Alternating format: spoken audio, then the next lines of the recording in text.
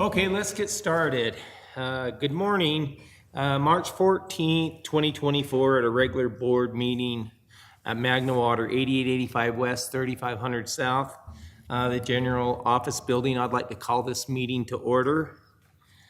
Will you guys all please stand for the Pledge of Allegiance?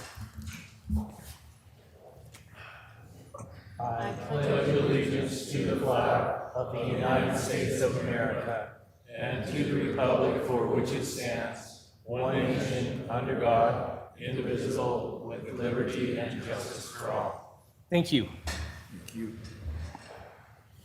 So today, our diocese is all set up different. We added a new table, so we are all not so crowded. So I'm going to start on my right side. We got Trevor Andre, Dallas Henline, Raymond Mondragon, Andrew Sumption, Jeff White, Mick Sudbury, Danny Stewart, Leal Fitzgerald, Nathan Bracken, and Clint Dilly. I would like to welcome the public and guests. Does anybody here have any public comments they would like to address the board today? And if so, you got 3 minutes. I have no sheets. Okay, see none, we'll move on. Does anybody here today do they have any conflict of interest in the disclosed of the board meeting today? Okay.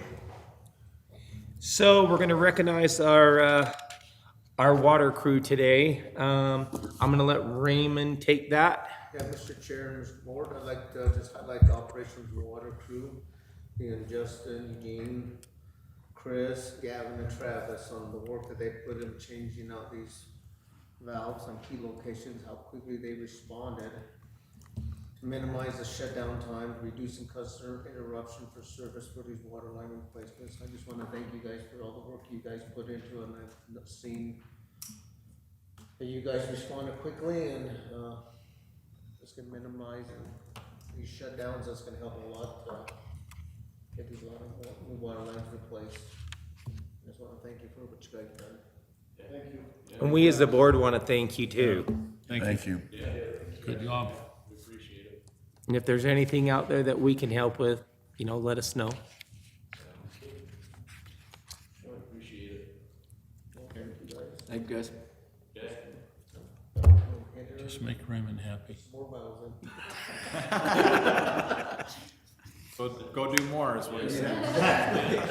You guys got anything you want to address the board with, or you guys all good? Okay, good. Thank you. Great. See you Thanks. guys. Thank you. Thank you. Thank you. Have a good Thank day. You too. God, that's a small crew, isn't it? Missing two. We're missing 2. That's pretty impressive, though. Okay, moving on. Let's approval of common consent items. Danny? Minutes of the regular board meeting held February 8, 2024. Expenses for January 29th to March 3rd of 2024. General expenses, $1,328,335.00. Science Bank bond payment of $83,609.69. I'll second that. Been motion and second. All in favor? Aye. Aye. Any questions? I'd like to, Leon, could we start putting in a monthly total for that month for customers, like you have a bunch of expenses that are listed for one vendor? Could we start getting a total for that month of that vendor that are reoccurring?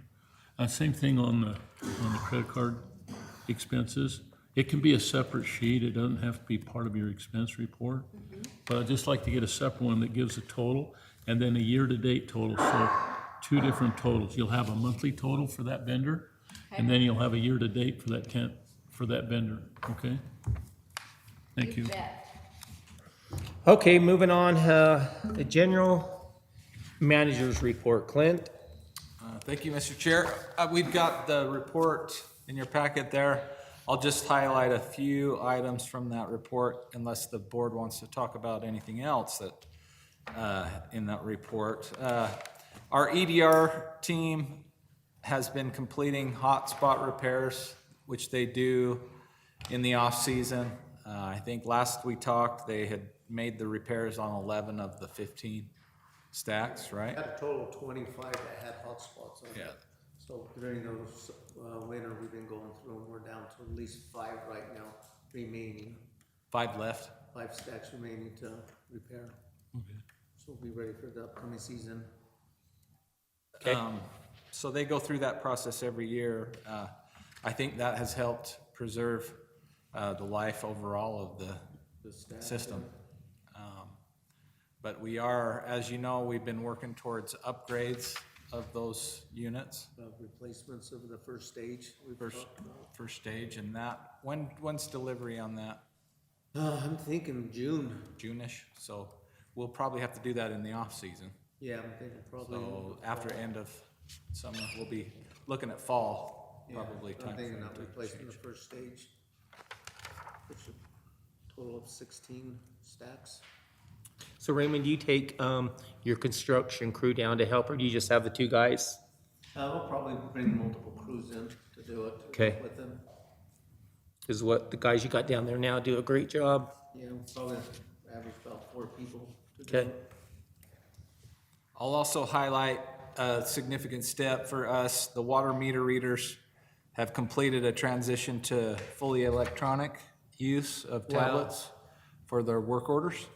Oh, that'll be a So, lot better. that improves efficiency, saves time and money. They don't have to necessarily come in here. How long has this taken to get to the work to that? Oh, years. Yeah. But I think just, it's the natural progression. The office had to get it up and running Okay. first and make sure we were good with it, and then they've worked through, and Made sure the crew understood so the ins we're, and outs of it, so. we're pleased to report that's happened. On the wastewater side, I just wanted to highlight that they'll be getting out there, and Dallas will probably hit on this more, but these rehab projects that we do where we come out and identify the manholes that need concrete repair and protection for the sulfide gas.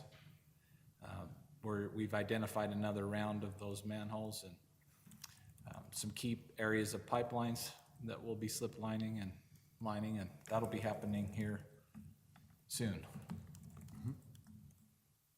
On the office side, Leah will be talking about a new phone system. Ours needs repair. I'll let her talk through that. She's been working on the audit with the auditors. The auditors have been here.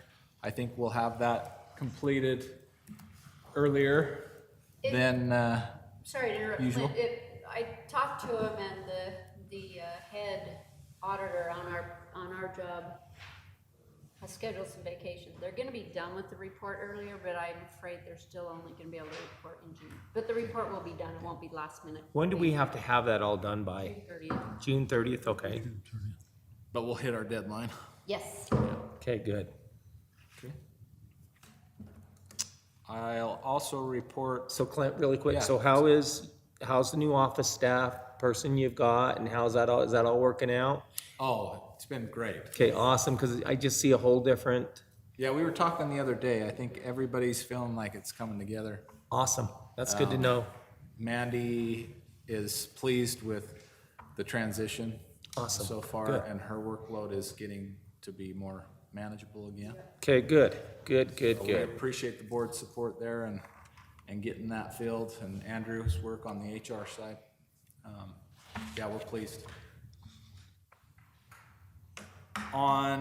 Last thing I'll hit on, just some coordination and communication with the community partners.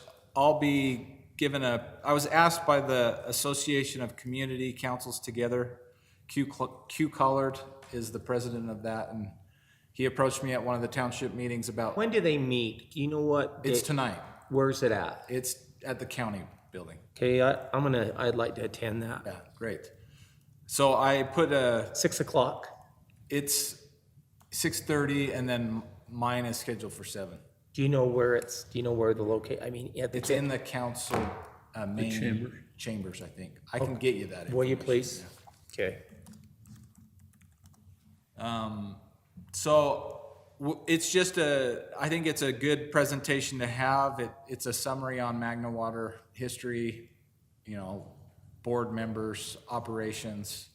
It's about 20 PowerPoint, 20 pages, 20 plus pages. We'll see how it goes. But Okay. I think that's a good thing to have prepared. So if we have any opportunities in the community to get our message out, and what in the end, on the last few slides I highlighted what the big picture issues that we're dealing with and challenges that I think a lot of communities are dealing with. But I think it's a good presentation that we can get out to the public, maybe some schools. Okay, and one of the questions you probably get hit up like I do is, we got enough water Yeah, exactly. with all the, Yeah. Well, and it really comes back to a lot of good planning out here with the secondary system. The more options that you have available to, buffer if you're having a problem in one area and you've got an option over here, it helps spread that out and give you a lot more options when there are challenges in one particular area. So I think we're in good shape. okay, great. Last, I'll hit on Jordan Valley. As Mick knows, we'll host an annual member meeting in April, and the management team usually attends that, and any of the board members that would like to attend. That's during the day. I think it's at 10 to noon type time frame. But that's in April. We can get you that information if any of you want to attend. That's my report, unless the board has any questions. I had a question, Clint, and maybe this is one for Liao. What can we do to improve these delinquent accounts? I mean, I get a little behind on my phone bill, and I get about 10 calls, or emails reminding me.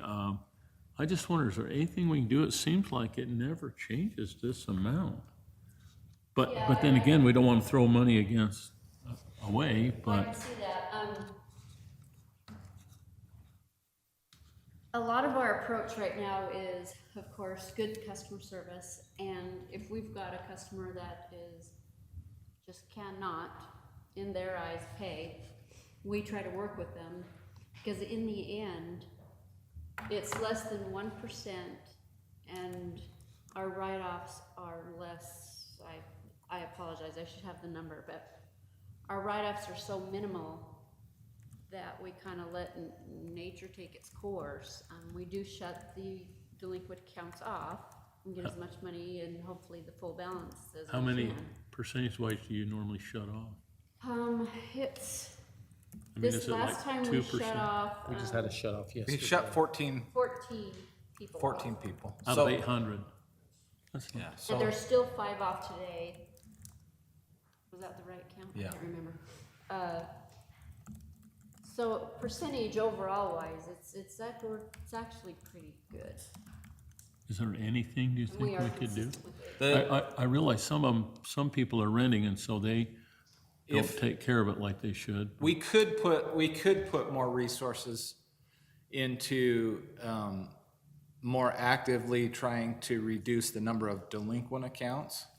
But the way that the process works, it naturally corrects itself somewhat with the shut-off process.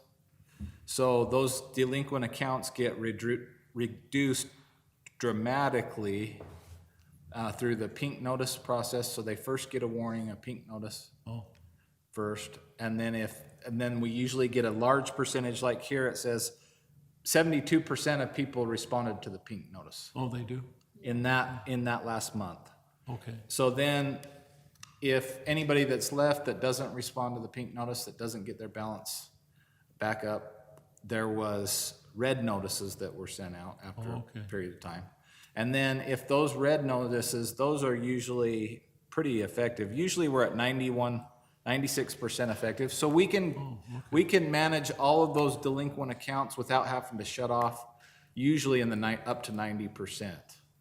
But then the shutoffs take us to that last 10%. So Yeah, sounds good. So do we go back so we had to just shut off this week, am I right? right. So do we go back, how many do we have still shut off, 4 or 5? Do we go back and check to see if they haven't got in the meter and turned them back? Okay, okay. And we have, since the board, if you remember back, the board raised the cost, the penalty. fee, the penalty, and we have enforced that, and That helped? we feel like that has made a pretty good, Does that help? that has helped. Okay. Yeah, it used to be $50 and now it's 200, so Oh, it is a kick. It's a lot bigger stick, Okay. for sure. All right. Awesome. So Thank those things have helped. And Okay. then they also track for any persistent people, if it gets to the point, we will put a lien. Yeah. That's the ones that worry me, the ones that are habitual. That's the ones that worry me. Yes. And 9 out of 10 times, the majority of shut-offs are the same people, am I right? Huh. Yep, and yeah, if we see that they're getting, really behind, we're not having much response, we can put a lien on it through the Salt Lake County, so. But if they're leasing or they're renting, it don't matter, right? Well, we let the landlords know that Of course, it it's could. their responsibility, so if their tenant is behind, there still will be a lien on it. Yeah, okay. Yeah, so. Thank you. Well, and if you think of a better solution or anything, or a better idea, let's look at it. I think this last change we made by actually delivering red notices before we turn off, it has saved a lot of manpower, Okay. time, and I think the customers feel more comfortable because they're actually getting a notice before they're shut off. Okay. Now, one thing about this, when I took my contractor's training, it said if there is a house that does not have potable water to it, it's in violation. It's supposed to be inhabitable. Yes, that's what report those to the that's health what the Utah department. code is. Says it can't be inhabited. Yes. So I'm gonna let our legal counsel, Nathan. I was just gonna, we represent a lot of districts. You guys have some of the lowest delinquency rates that I'm aware of. I knew you'd say And so you're being effective, but in my experience, you never get to zero with delinquency rates. Like you said, Mr. Chair, there's just some people that are habitual, and it's usually because they're going through some crisis in their life. Either there's some sort of mental illness, physical illness, or they just don't have the money to pay. Yeah. And no amount of noticing and leaning is going to solve that type of problem. Right. So there's always some amount of delinquency that you're gonna have in any utility, but yours are fairly low, and because I've worked with some where it's much higher and then have to do a lot of what Lee Isle's already doing. So I got a question. Is there any programs out there, Lee Isle, that they used to offer where people, how they had that one program where, That I believe is over. They paid all that out. Right now, I haven't heard of a new. is there any kind of grant reserve. money or anything, nothing that? Sometimes we refer them to, oh, I apologize, is it? So like Cat? the habitual ones, we should refer them. Well, I mean, just, If we understand that and they're in a it'd be a struggle. one-time thing. Oh. And then, I don't know, I know there was that one program And that worked really well. We got quite a bit of money from that program for some of our accounts that applied. Wow. But You know. currently, I don't think there's a new appropriation for Okay. any assistance. No, there was a lot of one-time federal money that came because of COVID Yeah. that funded a lot of that, but that money has been appropriated. I'm not aware of any new federal appropriations. Okay. One thing to keep in mind, though, is when it comes to support for not paying your utilities, there's usually not funding assistance there, but depending on what the problem is, there may be assistance for that. But that's usually kind of outside our purview to go and to pry into somebody's life. right, But, right. if there's a mental health issue or there's some, depending on what the nature is, there may be other funding programs, but that's usually up to the individual. Some agencies I know do a contribution, willingly contribution. I mean, if someone out there wants to contribute to a fund for people that can't afford their bill, I mean, that's an option that we can look at. I'm willing If to, that's something- donate. I mean, I don't have a problem doing that. Well, Okay, that's but the what only I'm thing looking is, I think that is awesome, but there are some people that are habitual. but I absolutely agree with some that fall into, you know, a medical problem or something like that where Yeah. they, I We honestly. have had the religious Yeah. community has helped out residents, I know. okay. I would, if we did decide to take donations, I would definitely not want to be the person to decide on the criteria. Right. Yeah. Yeah, we need to have a Like a policy. third party or something. Yeah, we need to have a policy so that everyone's treated the same. Right. The other thing you might want to do is just put together a list of resources. Yeah. that, like I said, that way we're not prying, we're just saying, oh, I see you're having problems, here's a list of some community resources that might help, depending on your situation. Good idea. Okay, awesome. Thank you for that. Yeah, thank you. Okay, Trevor, our engineering report. Thank you, Chair and Board. So, items of note would be the water line project. Will begin here in this month. Just some small delays, you know, getting contractor ready to go and things. But that'll start up in March. We've got signage out there, on both of those roads to, you know, start. So Trevor, is there introducing- any way you can notify our city manager unless you have? Because in that way, if he gets calls and they ask him, he's aware of what's going on. Yeah, the I will pass location. on contractor information, start dates, and those types of things. Absolutely. Thank you. Great idea. So then the reuse project, you know, that continues to move along. We've gone vertical. There's masonry block up, right now. They're basically done with 8 feet, which is the first lift. That's pretty Throughout that, they're also working on some other items, pole boxes, some other structures. And then, yeah, it's great to see that one coming up. The influent pump station project, we've got we've pre-qualified contractors. We have that list today for you to review. It's a separate agenda item. Our target for bidding that project will be in April and then into May, and that's when bids would be due. Then the wastewater treatment plant facility plan update. We can continue to progress through that with Stantec. We've got a model of our treatment plant completed. We've gone through a facility assessment. So the overall facility plan is roughly 60% complete. So we'll, at some point here in the fairly near future, we'll have that report to present to the board in Okay. full. For the Haynes well number 8 replacement, we've been working, you know, with our representative on this grant. It is an EPA community grant, and we got the final notification that it's passed and gone through the budget this week. It's the 1.3 million. $1.31 million. That's pretty exciting. That'll be great. I mean, that well will increase our source capacity and give us a lot of operational flexibility in our well fields. What kind of flow do you expect out of that? I would say it's gonna be somewhere near 2,000 gallons per minute. Probably double our, well, actually more than double that one, right? Yeah, That was historically like 800, right? yeah, it was At the most, pretty low. at the most. But that's kind of my target in my mind, obviously, as we develop the well Sure. and look at that. Sure. Narrow that in.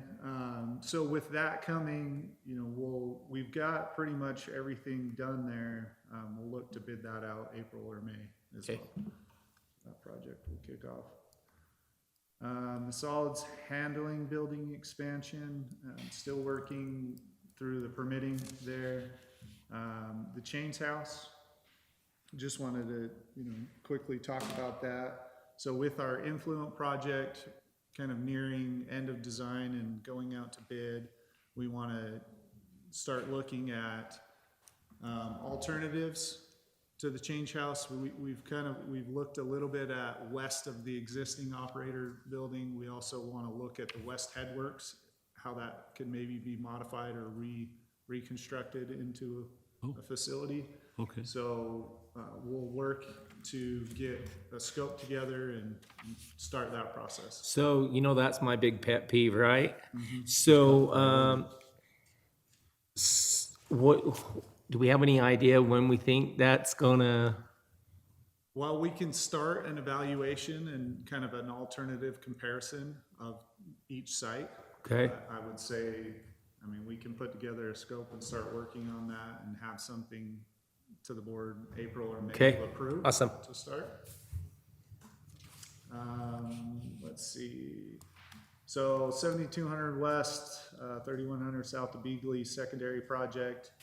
We're finalizing, you know, reviews and approval from West Valley City, Kennecott, the canal company, because we're crossing the Ritter Canal. Right. We'll be able to get that one out to bid pretty soon as well. Awesome. That kind of finishes up my engineering report. Thank you. Wow. Okay, thank you. Okay, Raymond, let's go over to your water report. Okay, water production summary. Yes. Total water production for the month of February was 82.6 million gallons, or 253.57 acre feet, 4% increase from 2023. Year to date was 174.6 million gallons, or 536.10 acre feet, a 5.8 increase from 2023. We have purchased 131.1 acre feet of water from Jordan Valley as of today, or this end of month. Call out report. Water and wastewater. Total number of call outs, 9. 8 being water, 1 being wastewater. Total mainline breaks, 1. Miscellaneous, 8. Total hours paid, 40 hours. 37 of water and 3 of wastewater. That concludes my water production report. Thank you. I kind of want to touch up, Clint asked me yesterday to kind of look into the storm drain project on 3100, reaching out to Salt Lake Engineering, and then being in contact with Loomis. They informed me that Loomis will be starting tomorrow on the loops for the fiber optic and should be done next week as of the 25th of the month. So as the 25th of the month, getting with Beck, we'll try to coordinate that week to start our loops. So hopefully from that week, we should be complete if everything goes right with Loomis on their fiber optic line. And that concludes my operations report. Awesome. So tomorrow so 3100, they're gonna start that tomorrow. Yeah, I'll be glad when that gets done. yeah, it's a mess.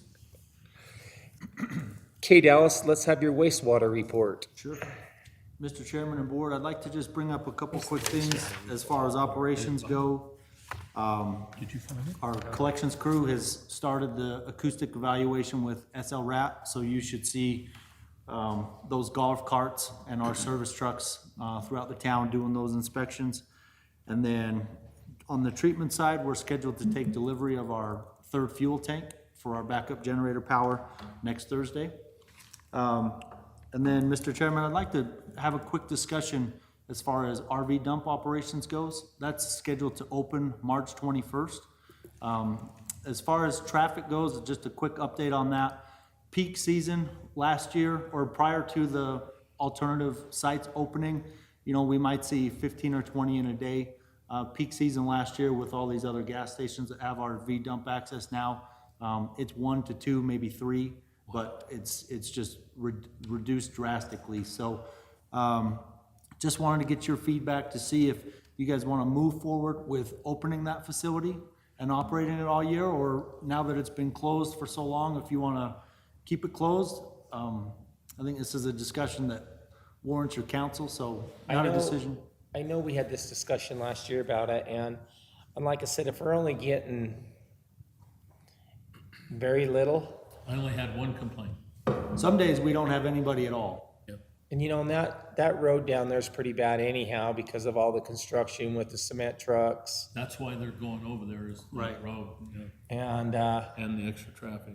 they can just slide right off 201 to either Holiday or to the Maverick.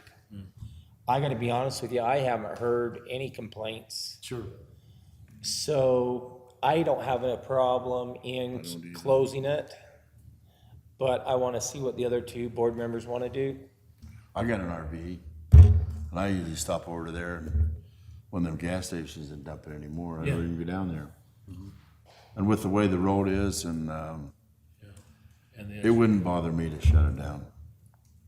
And what we could do is we could reach out to the city to let the city know what we're doing, so then if the calls go again, he'll understand how to say, hey, Maybe we can target an advertisement on our website and then include a mailer.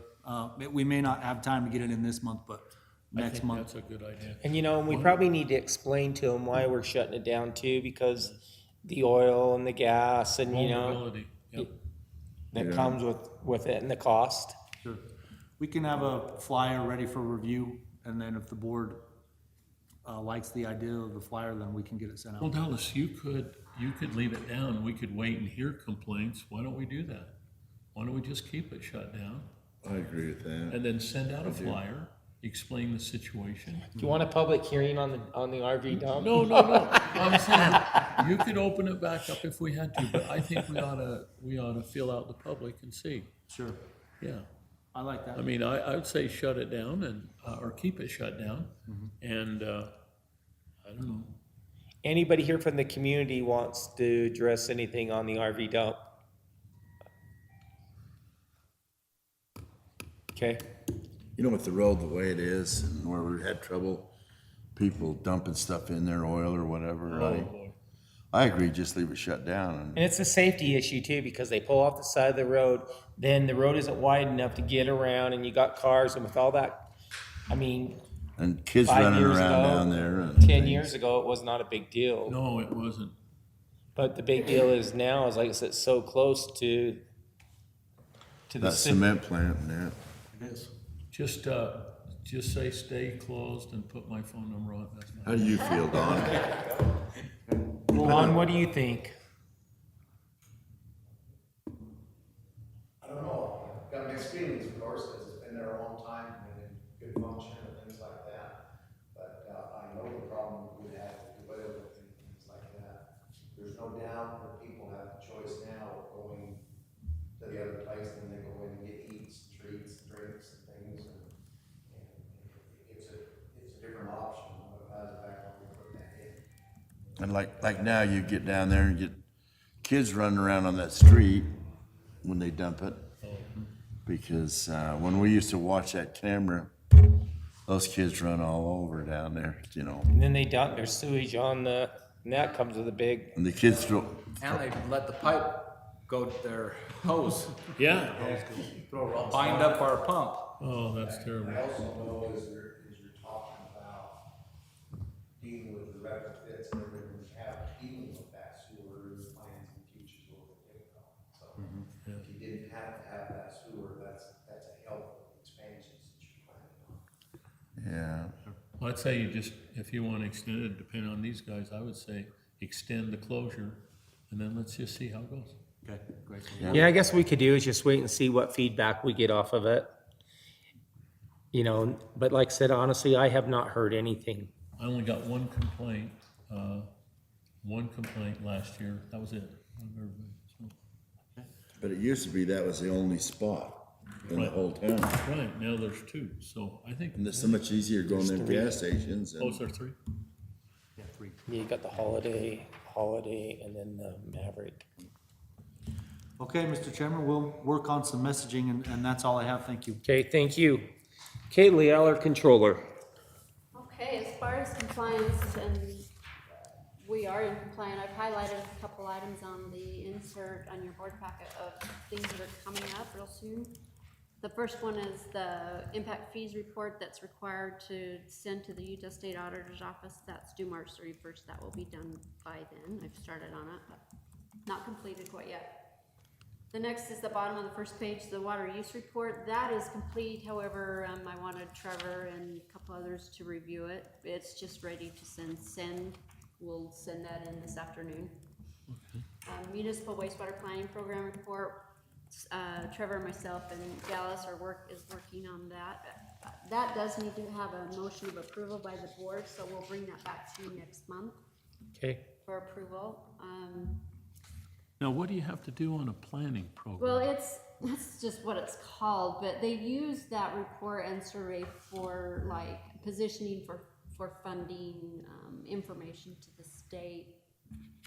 That's basically what it is. Helps them tell us when they come and say, Utah has $1.8 billion in wastewater infrastructure needs. Like, we need that much money to do the projects. I think they use They that use number. Oh, Maybe that's why they Part of name it a that. planning program, is Yeah. because it's for the state's planning program, and then they get all this information from the districts and the sewer, facilities. And they know how much money to ask for from Yeah. oh, okay. federal government. Okay. And then, we've talked about the conflict of interests annual certification for a couple months, and I know it's really hard myself to get down to the bank to get a notary, but I'm about 2 weeks away of getting my stamp, so we'll have a notary in Awesome. the office. Here's my certificate. Good deal. So I'm gonna ask the board if you don't mind waiting till we get the stamp. and I'm then we okay can with just that. get those. But it was due February 29th. I know. What's So 2 we more can take care weeks? of that Yeah. in-house, which will be easier for all of us. Yeah, I'm totally fine with it. It's better that it's more accurate than it is late. Yes, Make sure it's accurate. but we do ask for conflicts of interest at every board meeting, so, you know, if there's any Okay. disclosures to be made, we can do it then, but, and that is all I have. Awesome, thank you. Thank you. Okay, Andrew, our HR manager. Thank you, Mr. Chair and Board. Just a couple updates I have for you. First of all is the inspector vehicle is here in Salt Lake now. Oh, it's showed up. Yep, and so we're just working through the paperwork right now, so hopefully we'll have it here shortly. Okay. So we'll get some things taken care of today on that. Some cool things to highlight that we've got going on with our safety and training is we had 2 operators go to confined space competent persons training yesterday through Utah State University over at their extension in Taylorsville, and they came back with a good report on how it went. They were excited about it, and they're gonna share some of the things that they learned with everybody in a safety meeting. So I'm pretty excited about having them have some extra training in that. The next thing is we have 5 employees going to trench and excavation training on April 8th through the Safety Council to make sure that everybody's up to date on that. With how much our construction crew and our on-call operators are inside trenches, that's invaluable to us as ensuring safety. The last thing to highlight is the operations managers, myself, have been reviewing resumes this week for the 2 open positions we have with the collections crew and the construction crew. We were able to select some candidates that we'll screen and bring in for possible interviews, hopefully here shortly. And so we didn't open it back up. We're just gonna go off the list that we had from previous. It's posted currently. Oh, is it? But we Okay. did have a good pool prior, and then we posted the construction job probably, a week and a half ago? Yeah. And so I think we have probably a pool of, just off the top of my head, I'd say close to 30 candidates, which Wow. is a pretty good candidate pool. That is good. Compared to what we've had in the past. Yeah, Yeah. so we're excited about it. I think we've got some great options. I would say, Mr. Chairman, looking through some of the resumes with Andrew, there are quite a few local guys to be excited about. Some of them have some good relative experience, some of them even have some CDLs, so. That's way experience. And you know how I felt about the hiring process on that is I would like to hire local people, but I understand your guys' circumstances too, is it's nice to have people that's qualified. And one of the problems is we've lucked out on one and lost out on the other, but also if we bring people too with experience, that sometimes can be bad because they might not have great work ethics like how we want them trained. And that sometimes is a problem, but, There's risks on all sides. Right, So right. hopefully we can go through the process with the managers and bring somebody to the board that. because I was stern about, let's hire someone that don't have experience and we'll just train them the way we want, but it doesn't, I totally understand that. That's it for me, Mr. Chair. If there's nothing else. Anybody else have any comments they want to address? I'd like to make a suggestion on the social training. There's a couple of companies out there that will come to us.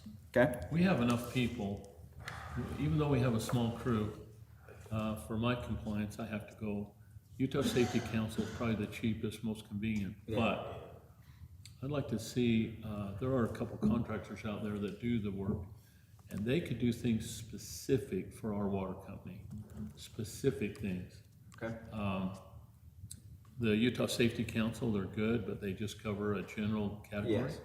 I think you guys could get, contractors could be specific for what you are seeing in your environment, and you can involve some more people, and I believe it would be a lot cheaper. So I'd like you to look at that and have some bids. I know a couple of people that do it. There's a guy in Twilla, him and his brother do it, and they do confined space and construction safety and everything, so they're pretty thorough. But you could tailor it around your situation.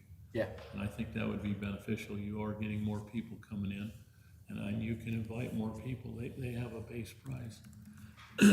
And I've gone to some of their training where they've been training some other companies, and I've sat in with them. They're really good. They're really good, so. I think that would be a great option to look at. Okay, Thank you. thank you. Okay, moving on to water and sewer availability. Thank you, Chair and Board. First one on there is Jackass Flats Truck Storage. It's located at approximately 2167 South Jenkins Park Lane. So that is kind of it's set back off of 2100 South, kind of across the street from our treatment plant.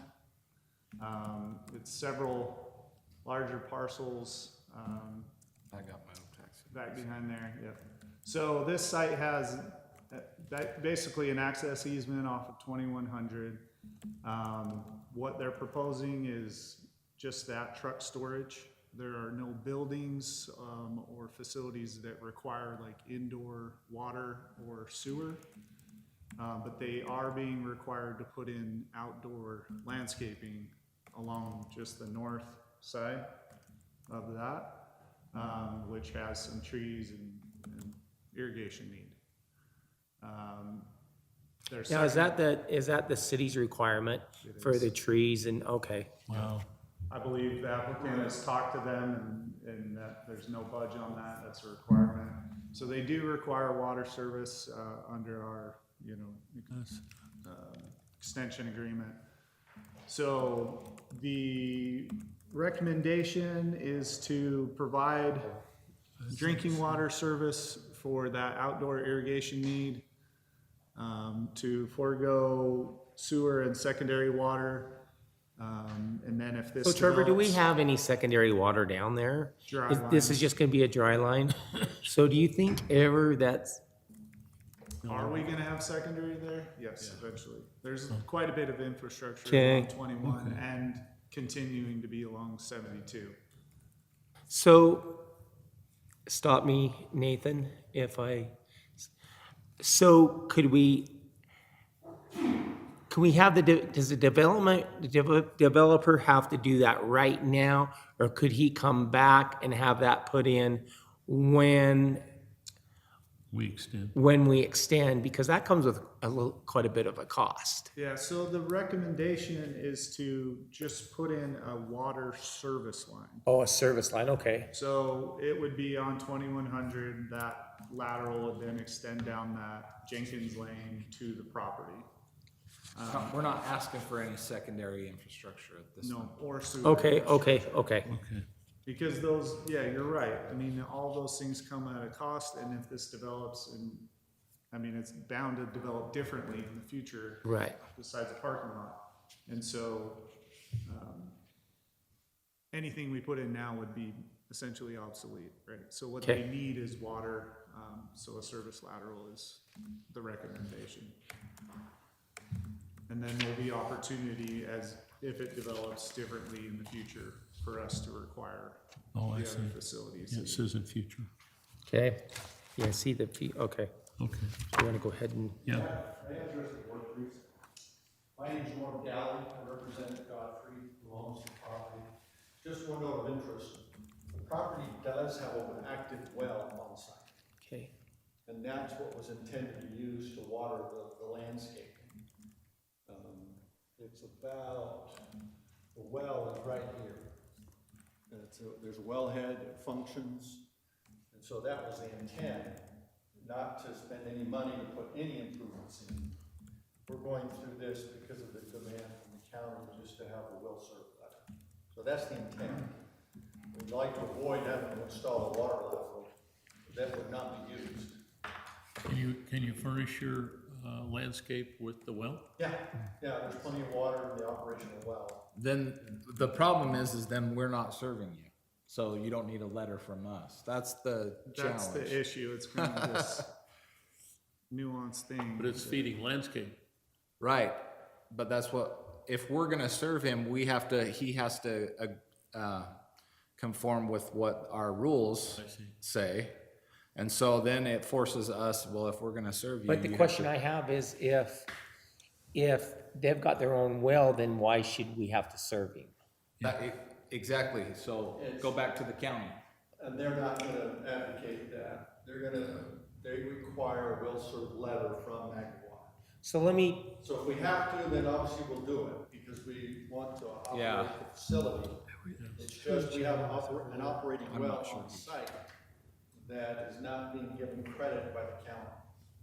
But, and so that's the challenge we have, is we don't know their reasoning. You know, what is the county's reasoning for requiring Clint, this? I don't know if our city manager can answer this, and if he chooses not to, I understand. As us being a city, can that be, I'm assuming it's a health safety standard, I suspect. But I don't know specifically where, what's the close proximity to the well? Is it encroaching on any? Exactly, that's not in our purview. Right. Right. But the county's made a determination to him, and so we're responding to that requirement. And we don't permit service, we're not serving anything at that Yeah, we point. won't issue a will serve letter Or if we're something not that serving. we're not serving. Right? I'll ask him now. So that's where we're. Hey, now, down there, there's a house down there. Correct. And, is that on the well? No. That's on city water. There are several wells, I think there are 2 or 3 wells on this property. The only one that's active that I'm aware of is this one right here. But the old Jenkins house is on the well, isn't it? I don't believe so, but I don't know that. I know the old man Jenkins, that well, he used that well for his house. He may have. This was a recent So- purchase within the last 6 to 8 months. I So I don't know. just assume if we have to have the will serve and run a line, we'll do that. I'm just indicating we Well, have an no. active well, but if we can't use it for legal concerns. Yeah, we can't make that determination. so, hey, Nathan, what, on something like this, what can he go back to the county? I mean, is there a way that he wouldn't have to? So a couple questions. Are you dealing with the county or are you dealing with people with the Greater Salt Lake Municipal Services District? We're dealing with the county who represents Magna. So that's The the MSD? MSD. The MSD is not Salt Lake County. It's a separate, basically, they're the planning and zoning contractor for Magna. Now, well, the county does get involved if it's Health like a department. stormwater or a health department issue. So do you know the name of the person you're dealing with? Justin Smith is the young man that we met with, I've talked with. He's pushed it up the ladder to get some feedback. And because I've done this, I told him we had a well, I was able to comply with their requirement to water the landscaping, which was Yeah. recommended Absolutely. right in this area. So He came back and said that we are required to have a will serve letter from Magna Water. So Justin's with the MSD. Right. That may be a discussion you want to have with the city manager, David Bricky, the gentleman over there, to see what sort of, because that's not within our purview. Yeah, we could provide a We'll different, provide a letter. we could provide a different letter. Yeah, we could We could provide- say, hey, if, you know, I don't know what necessarily, how we're even involved at that point, because ultimately you can see our dilemma is if they're saying we need to provide a will serve letter, we're gonna say how we're gonna serve it. Right. If it makes no sense for us to come say, we can serve you, but we're not gonna serve you. I think what we could say is, we could send a letter that says, we understand that this property has its own well. It's not being developed in a way that would require service from us normally. Yeah, we could do a letter like that. And so from our perspective, it doesn't need service from us because it's not being used in a way, doesn't need sewer, doesn't need culinary. Right. And it has a well that's approved for use. If however, but we are available and ready to provide service for this project or this property when it develops and requires those needs, subject to the developer meeting our requirements. But that's probably a discussion you want to have with MSD and perhaps Magna Metro as well. Yeah. I can have that discussion. Like I said, I pushed it up the ladder and that was the response. That may have been just, we need a will serve letter and wasn't a lot of thought given to it. But I know we'd like to proceed with the approval so we can approve it to put the parking lot in. If the city or if Magna Water can write such a letter, as you've outlined, that may be acceptable, or we just say we'll put it in. Does Godfrey own the well right? Yes. The water right on the well? We're proving that up now. It was purchased.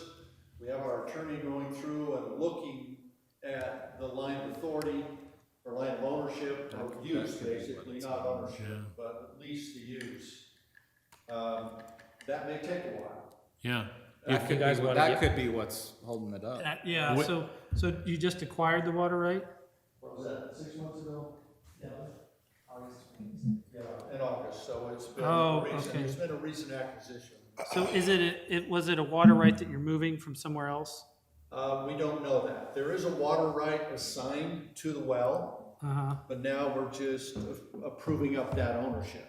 So if you're just updating title, that's usually pretty simple. But if you're moving the water right from some other location. No, okay. that So is not it's the a water case. right associated, it sounds like you're just updating title then. Right. Now, usually that's pretty simple, but if you have title issues, I don't know if that's the case here. I That don't think there are can any take title time. issues. We've got a water attorney that's gone through looked through everything. He's indicated it's pretty simple. Yeah, who's your attorney? Craig Smith. Yeah, he's my Smith partner. Okay, well, Smith. So- Conflict of interest. Yeah, so I'm not working on that particular matter, so I can find out later this afternoon. But to me, I see it as, what you probably want from us today is a commitment to do it if the MSD is gonna require a well serve letter. So what I would suggest is that you guys you prove it both ways. You say, we're willing to give a will serve letter if they need one. Right. Or we could also do kind of an alternative letter that says we don't think one's needed. Right. And then that gives you the flexibility to have the discussion, and then depending on what comes back, the board's already approved a course of action. That'll let them move ahead. Yeah. Okay. We don't want to hold you up. What I would hope, though, is if they come back and say, no, it has to be a will-served letter, Then we've that we approved can one. go ahead and install the line and not have to come back to the board. So Yeah, we can- and that's what I'm proposing. Okay. It's basically that you do two things. Is one, that when you get final confirmation that a will serve letter is in fact needed, we'll issue one. Yeah. But if one isn't needed, we won't, because then you don't have to build a line, you don't have to be subject to us. Okay. Yeah. I appreciate that, thank you. Okay. Or Godfrey will appreciate that. Okay. Thank you. Thank you. So I'd like to make a motion, Mr. Chairman, to approve a letter to Jackass Flats Truck Storage located 2167 South Jenkins Park Lane for water service. Second time. There needs to be two pieces to it. One is that we approve a will serve letter contingent upon the applicant confirming that we need one, that we need to issue one. Oh, okay. They Or, need to get service from us. or that if they don't need one, we won't send a will serve letter. Okay. So basically, we're doing two things. We're waiting, we're gonna give them some time to have some discussion, but if they come back and say, hey, we need the will serve letter, you've approved it. But if they come back and say we don't issue one. So I'll make a motion on what Nathan said. So moved. So moved. So I'll moved. second that. In motion, second, all in favor? Aye. Aye. That was a good one. Yeah, Got it. good one. That's not me. That responds to Trevor or to? Yeah, Trevor. All right, thank you. Thank you. You're welcome, thank you. Okay, Go for it. all right, moving on to the second item under there is Habitat for Humanity, located at approximately 7563 West Parkway Boulevard. So this is a housing project in an existing subdivision. There is an open space here in this corner. Habitat for Humanity is proposing to build 6 units along there. We have existing infrastructure in 2820, water, sewer, and secondary. And we also have existing utilities to the north in a cul-de-sac. So we have adequate, pressure and volume of water. Recommendation is to approve this development for water and sewer.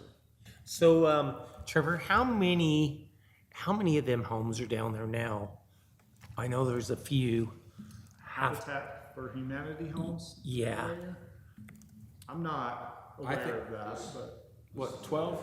It different. is. Is that right to the? Oh, okay. Oh, I'm sorry. When I looked at it, I thought it was, okay, I see it now.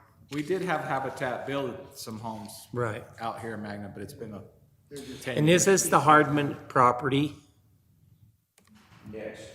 Here's Humanity Cove Okay, I see that. Okay. right here. So they're proposing single family homes. Basically a townhome, the two.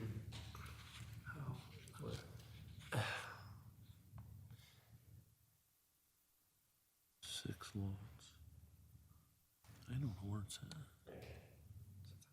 Yes, Todd. Basically 6. When I heard this come through a couple of years ago, what they wanted was for a larger family lot. Okay. So they're gonna be like 3 4-bedroom homes. Okay.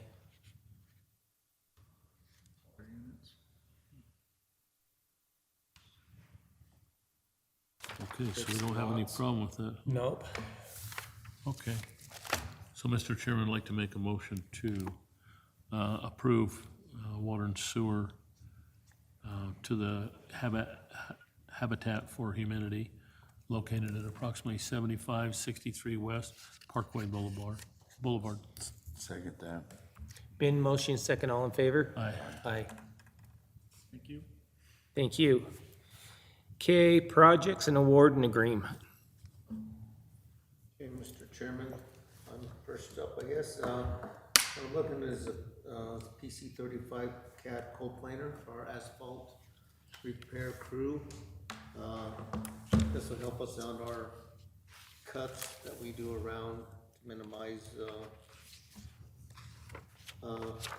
repairs. And what will happen is on state roads, the state is asking us to mill and put our plates flush with the ground instead of sitting on top, so this is a requirement that we're gonna have to use for all cuts on 8400 and 3500 south, so it's something that we've had, in the past, had to rent, so we're in the process of trying to purchase one with your approval. Okay. Raymond, is it diesel powered or? It's hydraulic, it's an attachment for our Mini. Oh, okay. Yeah, that's better. Any You other okay with that? questions? Okay then? I'm okay with it. Are you guys okay? Yeah. Okay. Mr. Chairman, I'd like to make a motion to approve the purchase of the PC 35 cat cold planer in the amount of from Wheeler Machinery in the amount of $14,457. I'll second that. In motion second, all in favor? Aye. Aye.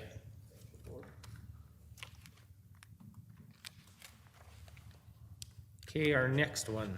Okay, Mr. Chairman, just, this was an item that we've brought to the board before, we budgeted for, and the board approved it last year.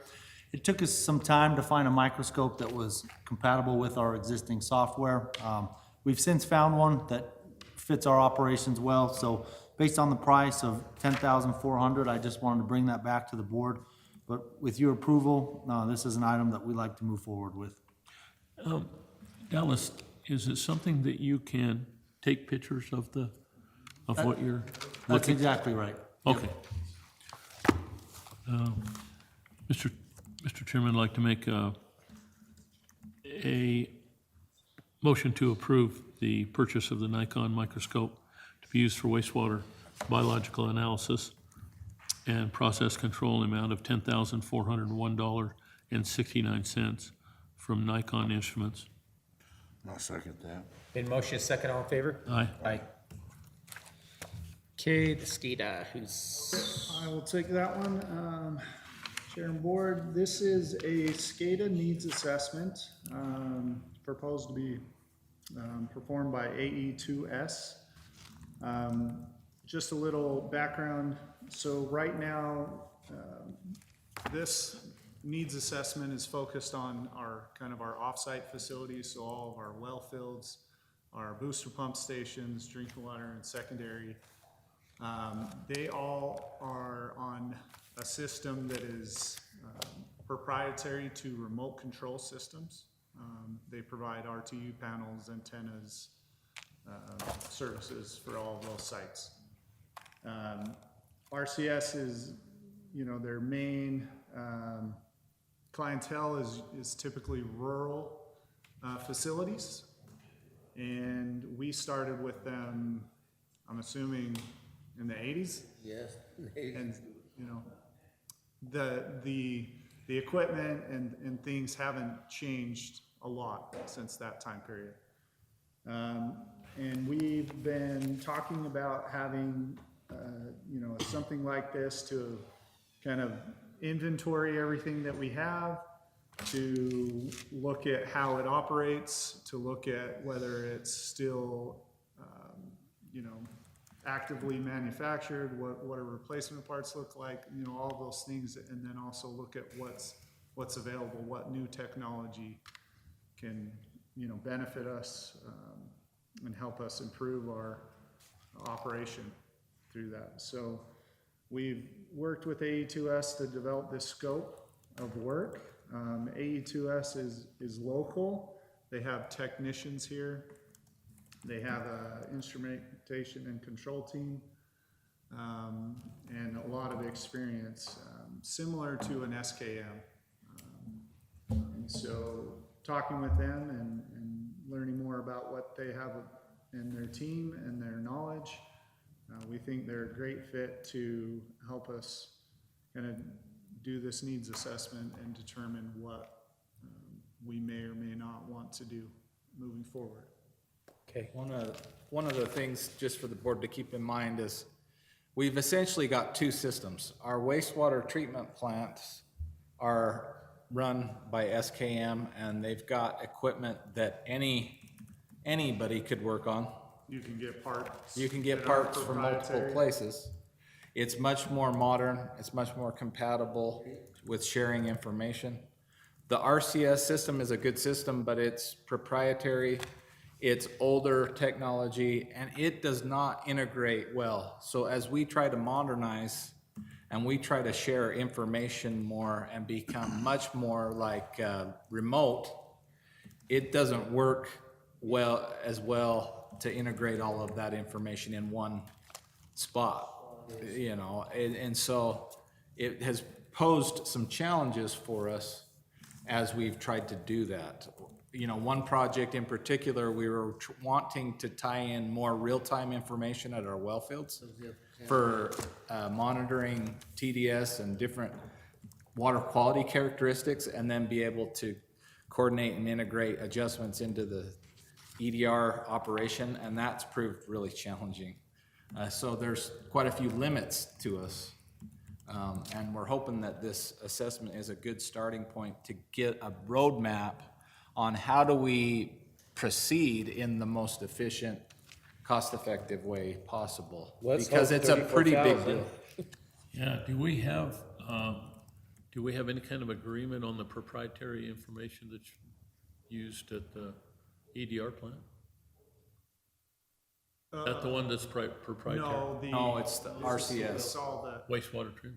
No, it's all the outsources, all our pumps, water tanks, secondary. Remote control is the one that has, Yeah, it's like. it's the. they build their own panels, they put their Own own components. components. No one can come in and work on it. Yeah, there's, They Is won't this let, the radio system that yes. talks to the? yes. I heard we have a very old system. It needs to all be thrown away. Can these people help us with that? They can help, Yes. yeah. Okay. But that's gonna be quite challenging because we need to keep it all running. Yeah. Right. Yeah, but you could put a new system in Right. right alongside it. and Right. Just Right. throw We that just wanna stuff make- away. We just wanna make sure we do it right. Okay. Well, that's what I said, so maybe that's an idea too, is if this stuff's outdated or whatever, we need a new system, then we need to start probably, This'll help get us there. yeah, let's get it started. Starting point. Yeah, To outline that, give us a roadmap. Do these guys sell their own, their own equipment? So maybe Sam can speak to that, but they use industry standard equipment and, components. Okay. Is that? Yeah, that's right. And so you work with a design firm, and so, determine what the needs are, and we would work closely with Brandon and everyone else to understand what type of system we want, identify the gaps, existing to what they want, and propose it. And then when it comes time to go forward with the actual upgrades, then we would make her perform those designs and have panel shop and procure the equipment okay, and install all that. I'm good with this. Yeah, somebody's got to analyze it, because I heard 3 or 4 years ago, we've got old radio stuff on the water tanks. Yeah. It needs to be, you guys need to know a little more what's going on with that. Okay, Okay, so, Mr. Chairman, I'd like to make a motion to approve the assessment, SCADA assessment from AE2S in amount not to exceed $34,992. I'll second that. need a motion second? All in favor? Aye. Aye. Thank you. Okay. Item number 4. I can take this one, Mr. Chairman. Okay. So we're coming up on what is a manufacturer's recommendation for a service interval for our Huber equipment located in the East Headworks. This is equipment that's been online since 2007, hasn't had any major rebuilds, which I think talks a lot about our in-house maintenance. We're just at the point where there's a lot of things that we can't get to, so they'll come in, they've scheduled it for about 80 hours of labor. They pull the equipment out and they replace all the wearable parts that you wouldn't be able to get to beyond just your links and your chain drives or your fluids and pumps and motors. So this is just something that, if you can picture down at the treatment plant, we've got 2 sets of screening equipment on east side and the west side. So this is a proposal to have both of those rebuilt. And these are the step screens. So with your approval, we'd like to move forward with that. Okay, What's the time interval that they recommend? It's an 8-year.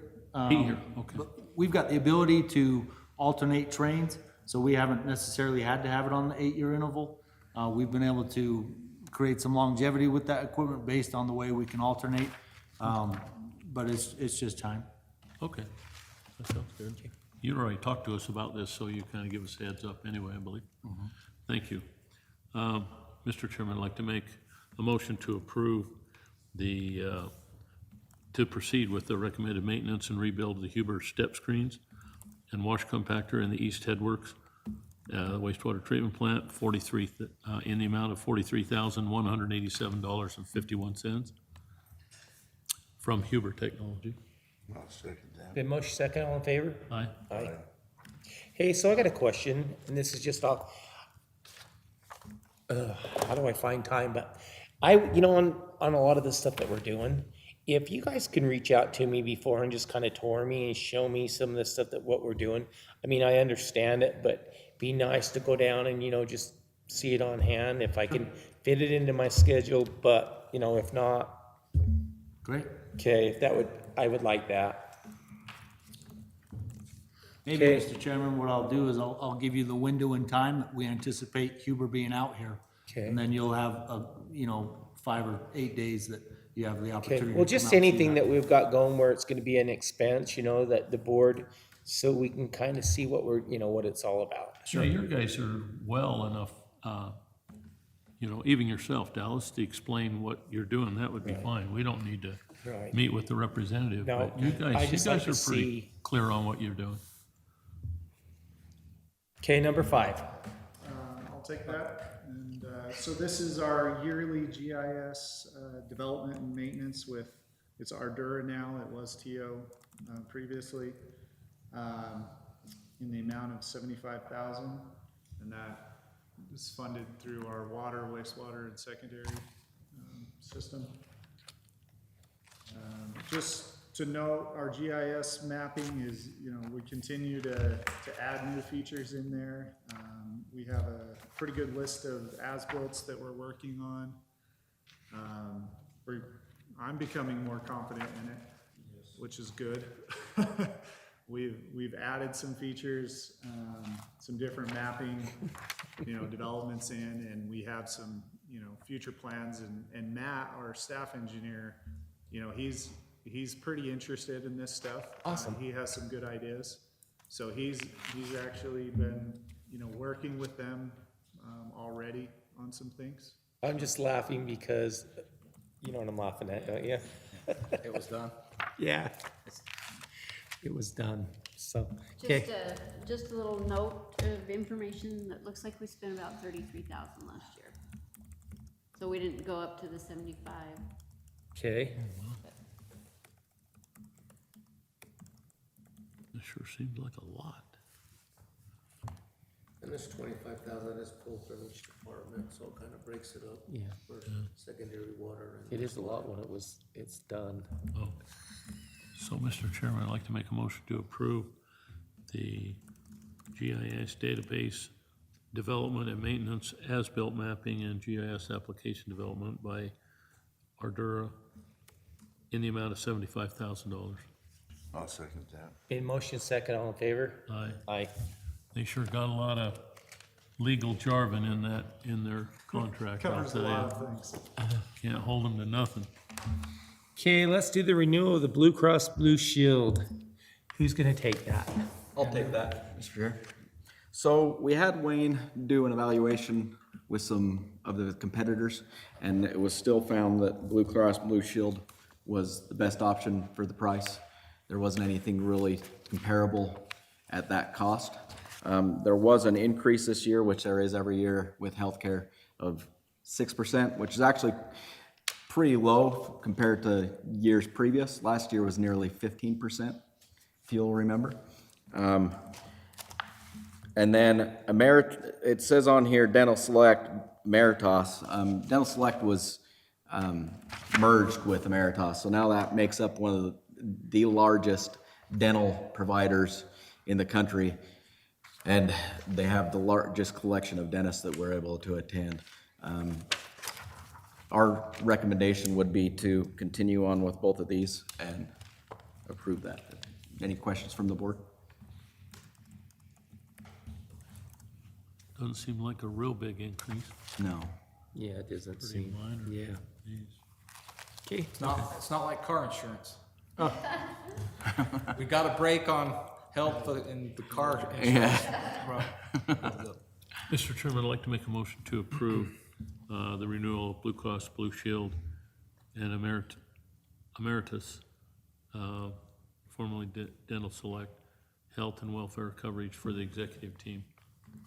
I'll second that. been motion second? Aye. Aye. Okay, let's move on to administration.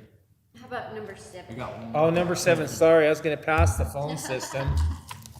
Okay, I'll take that, Mr. Chair. Okay. The phone system that we have now, we put in 2014, and it has served its life. We can no longer get phones that is compatible with what we have. Where we're growing and increasing stations, we need to move to a different system.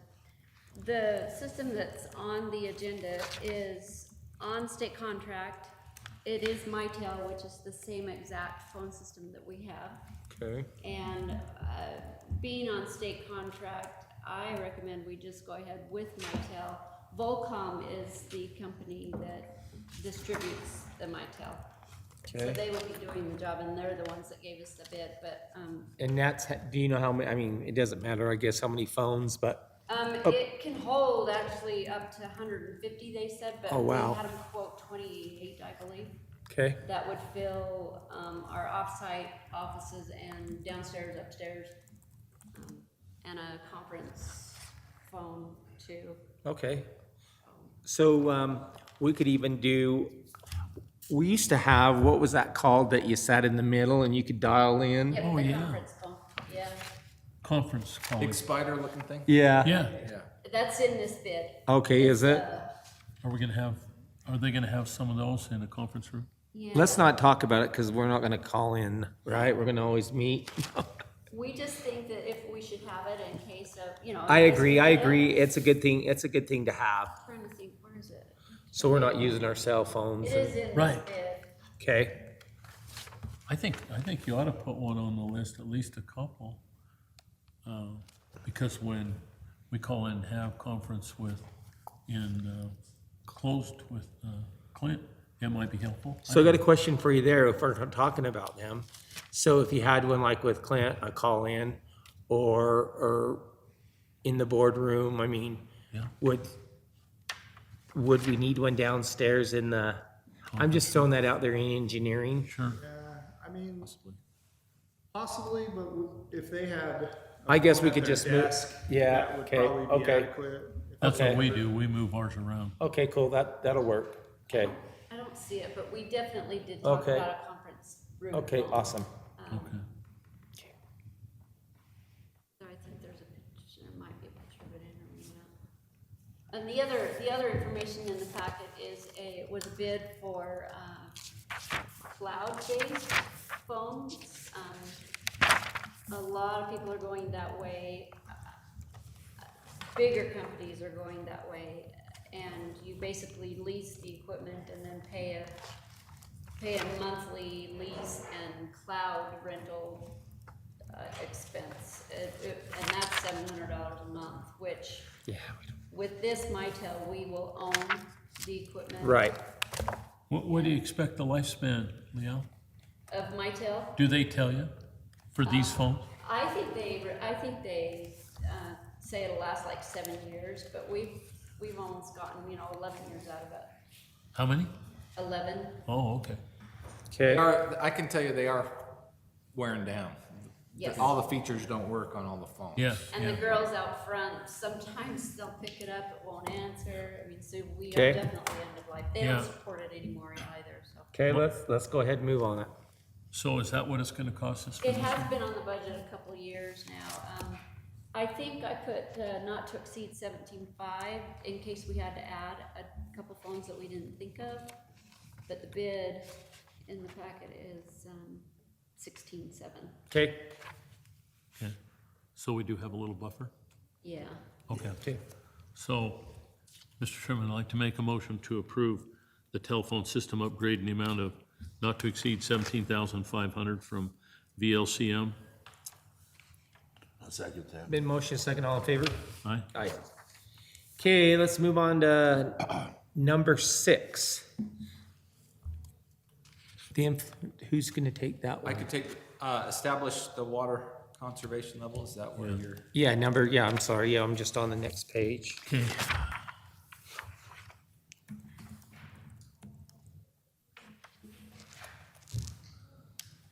Okay, so yeah, let's do the water level. Is that you, the irrigation? Okay. Sorry, I'd already turned the page. I'm trying to be done. So I wanted to get the board's direction on what way they would like to go or just have a discussion, even if we don't make a decision. But we've held in conservation level 2 due to the drought conditions.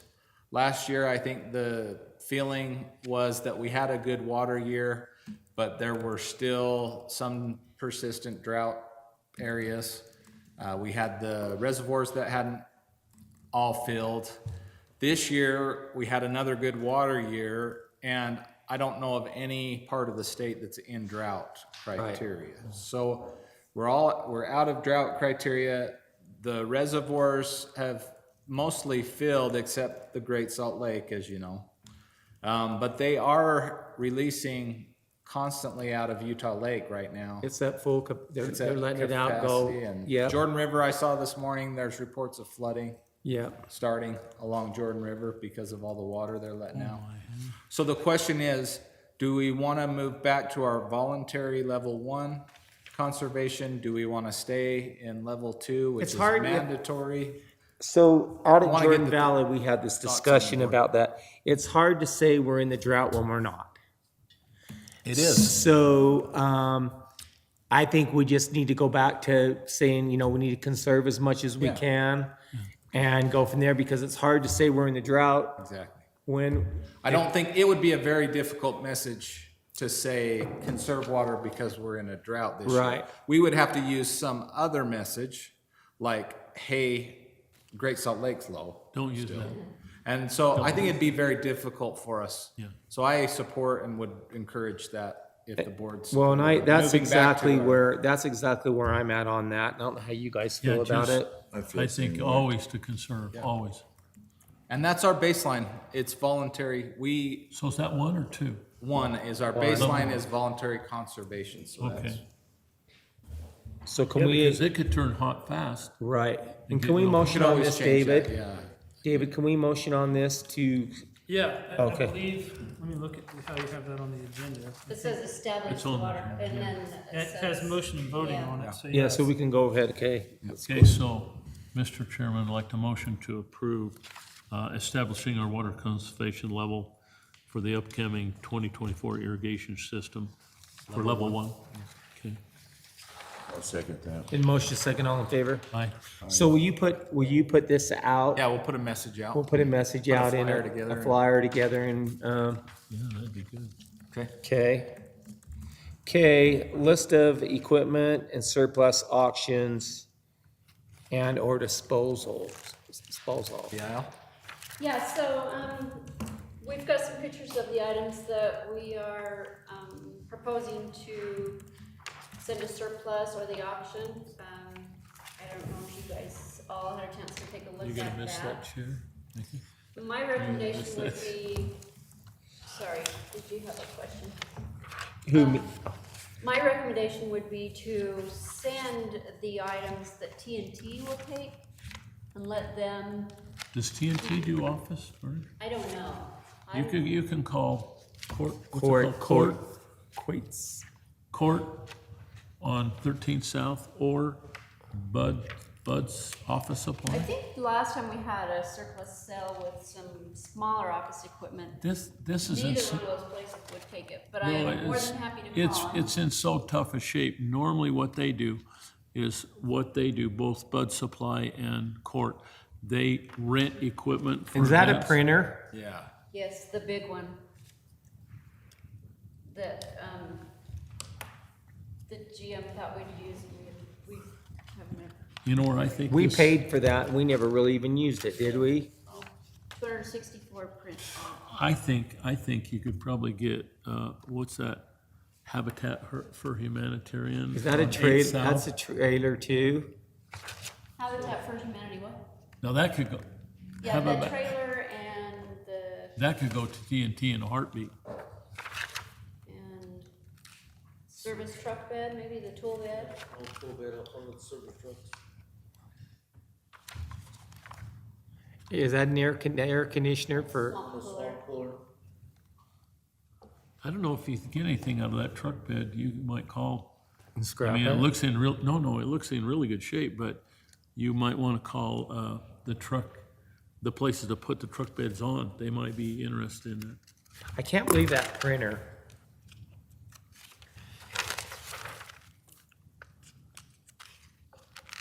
But normally, Court and Bud Supply, they'll rent the stuff for an event, and then they'll bring it back, and then they'll sell it as used, but it's almost like brand new. That trailer looks in way great shape. It is, but the frame's cracked on it. Well, The truck bed, I'm not sure. So explain to me, I'm kind of confused about the printer. I remember when the previous GM purchased it, and what was that supposed to be? I mean, what we were doing, what we were gonna do? It's a wide printer, so it can do, the plans. Yeah, Plans, 24 by but 36. the problem is that it's not color, It's black. Oh, my black and God. white. And so a lot of the plan work that needed Yeah. printing needed to show red lines. So you need color to scan in the red line. It's much more difficult black and white because you can't see all the different colors of the red lines. And at this point, we're not plotting large scale We plan sets. we have changed, yeah, and so we went electronic as well, which is But we do have a plotter, right? Well, that's that one, yes, that's there. We have a regular printer that will do 11 by 17, which is adequate for what we we don't need to. I guess the thing is we don't need to replace this. This would just be a surplus, and we would not. We did 24 prints off of it. 264. 264, wow. I did call the supplier, and they won't take it back. Okay. So do we let me ask you this, and correct me if I'm right or wrong.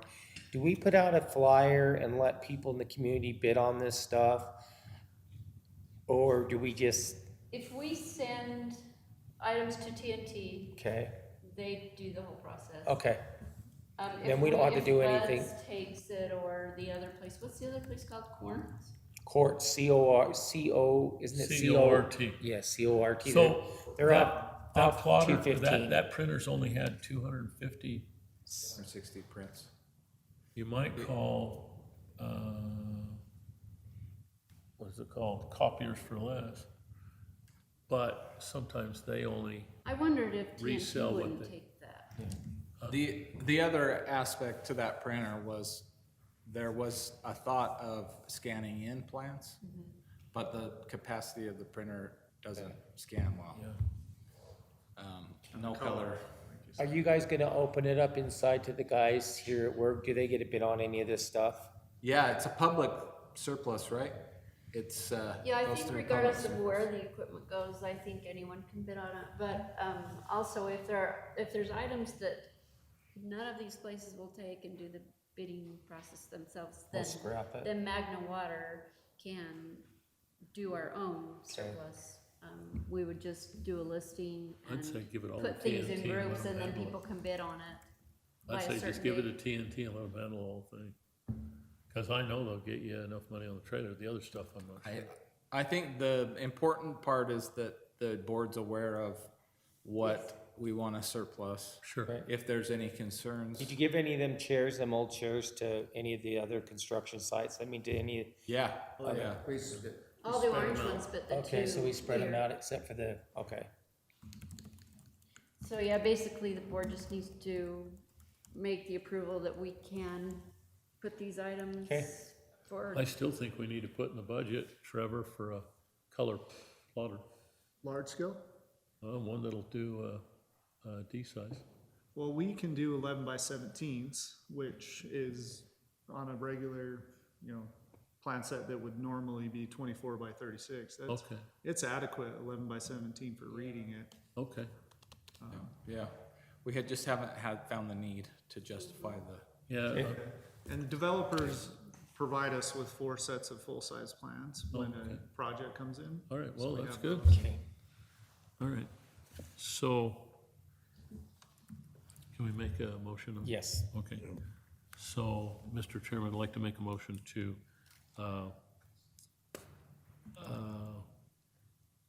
to send out the equipment for surplus auction and/or disposal. I'll second that. It's been motion second, all in favor? Aye. Aye. Okay, let's go to number 3, extension agreement warranty period 2 years. Okay, so I drafted a letter, trying to, kind of give you all the information that we have, but, kind of in a nutshell, we had a discussion, or a developer that brought, our warranty period up for discussion with us. We currently have a 2-year warranty period in our extension agreement. And what that is we have a initial bond amount for the full amount of the cost of the installation of the utilities. Once everything's been installed, they go into warranty period, and we hold 10% of that bond amount for 2 years. I had some conversations back and forth with the developer, discussing the Utah code, the code that applies to special districts. Involved Nathan in some of those conversations with me, not with the developer, but just to, talk through those things. We have also reached out to the other, a few different service districts to see what their warranty periods are, just for that information.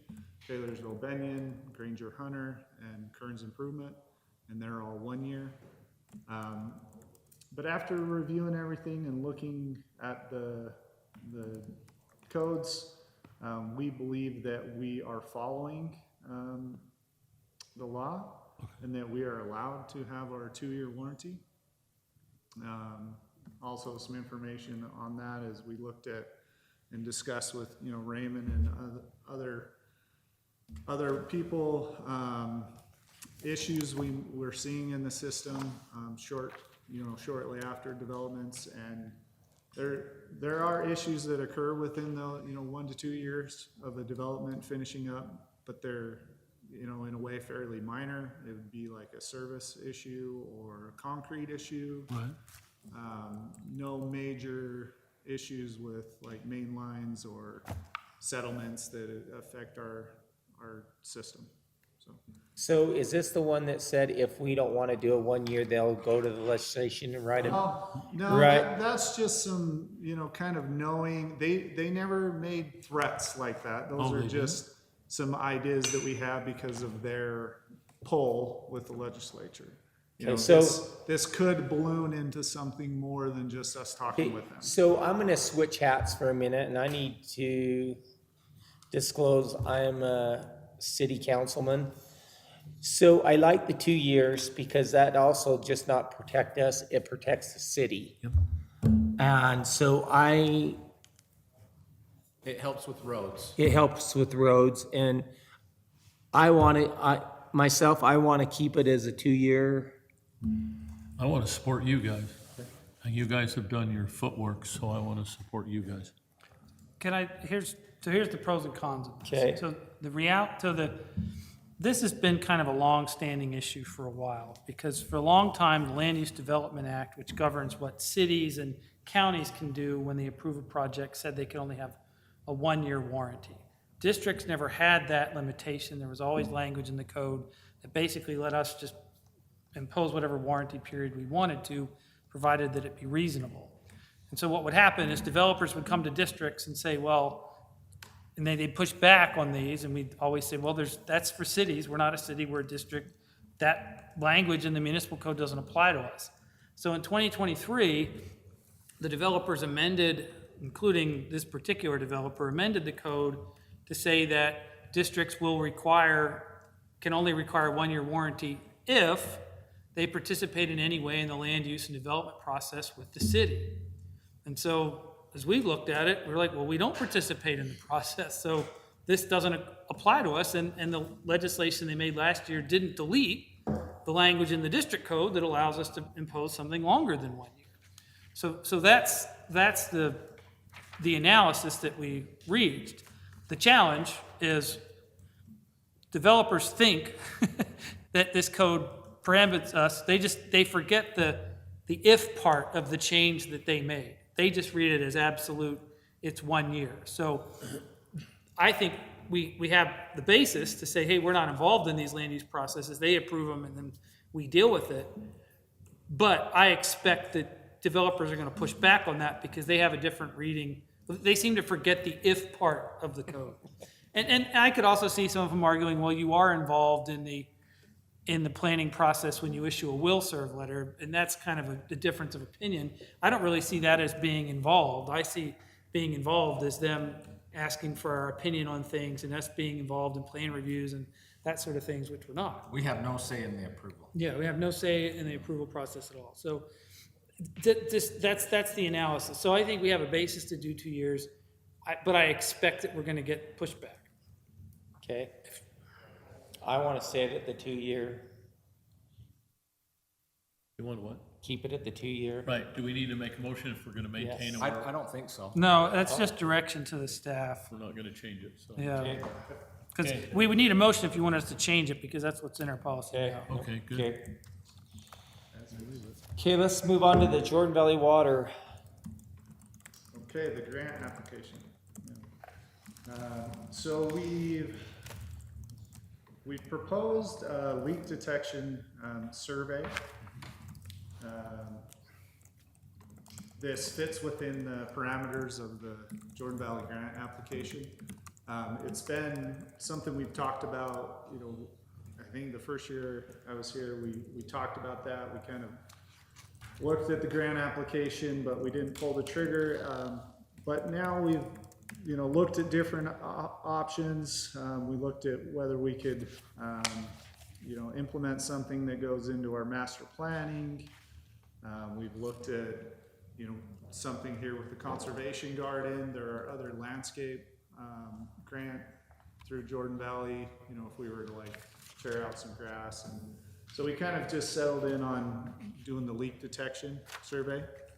And basically that would go through our system. We can identify, areas where we believe there could be a higher potential for leaks, such as, our oldest infrastructure, and depending on the material of the pipe, and then go through and evaluate that, and then come away with something that we can use in our master planning, for say pipeline replacement projects, and prioritize some of that.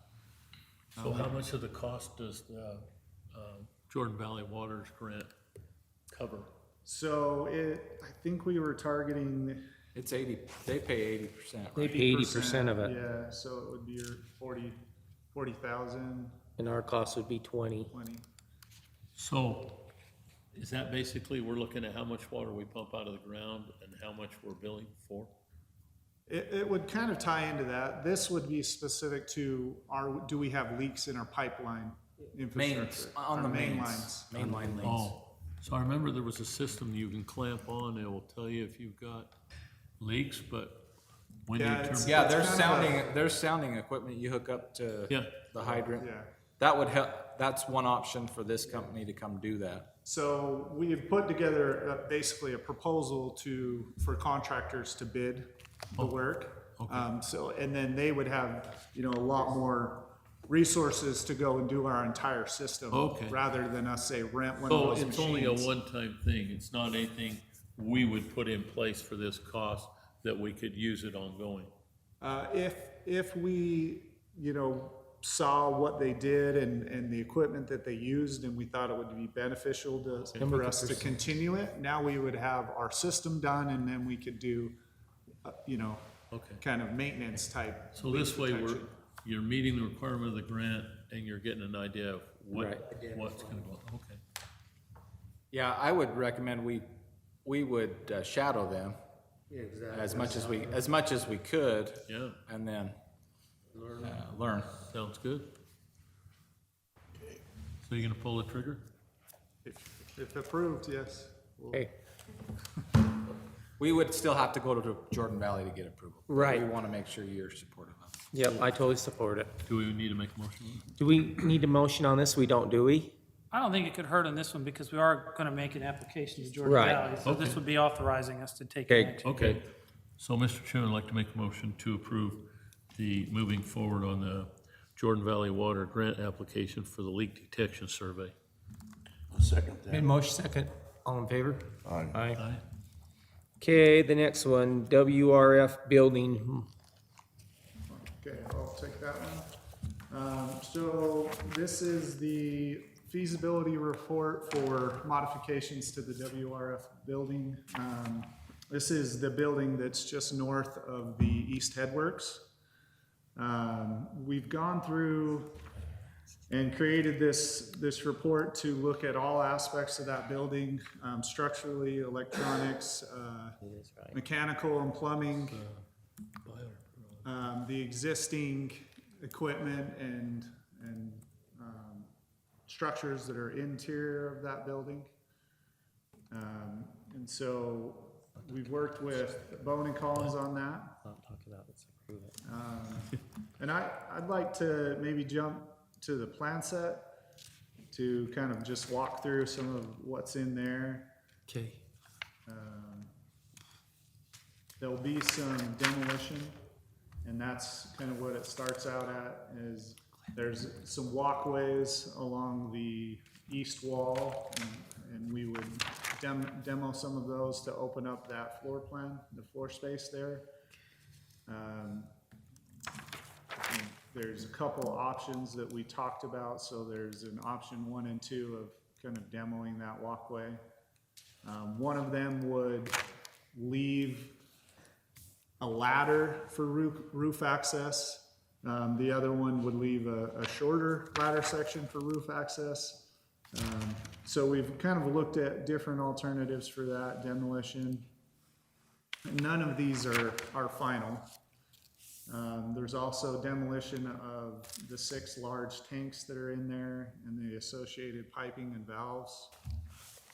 We looked at how those could be removed. Could they be taken out in whole? What we determined is that when they were put in, they were dropped in via crane through the roof before the roof was on. Oh. If we were to take them out as a complete unit, they're around 30,000 pounds each. They have concrete in the bottom third of that, and they're also up on a pedestal. So very difficult to kind of get them off that pedestal, and then we don't have an opening sized adequate for those. So we would then need to cut in a door of appropriate size, which could, if I remember correctly, could structurally not necessarily a good idea for that large of an opening. Structurally, we can make the structure work. It's more of a maintenance and an oversized door issue. You're getting into really large roll-out doors that are really heavy, and so they tend to have more maintenance and reliability issues down the road. So we asked a contractor who's done demo work, Corio, and they came out and looked at that, and they indicated that those tanks, was their quote, wouldn't be worth much as a whole. And so cutting them up and scrapping them would be the recommendation. Okay. As part of that. And then kind of the last few pages of the plan set shows some different parking configurations. This includes all of the working vehicles for the collection system. So the Vector, the camera, and the utility trucks could all fit in there and have, drive-through access. That'd be good. It would open up some other areas for storage. Okay. And I think be a great addition to the collection team. So as you took contractors in and showed them, did any seem more familiar with what you need to get done? Well, I think they are familiar with demoing those types of things. Okay. Yeah. All of them were? Yeah, none of it was, I don't know how many were spoken to or We shown. just took the one that was there. Okay. Okay. Okay. And then we've generated a cost estimate,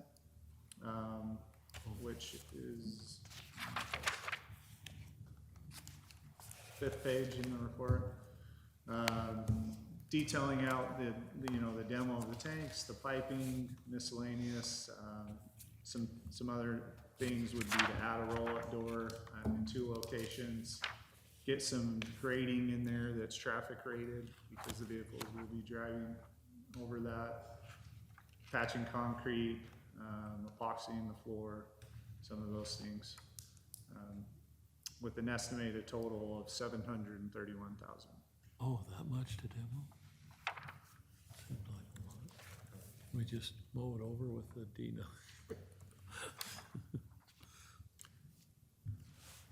Now, this is it's a study. It gives us an idea of what we're up against to turn that into a kind of usable space.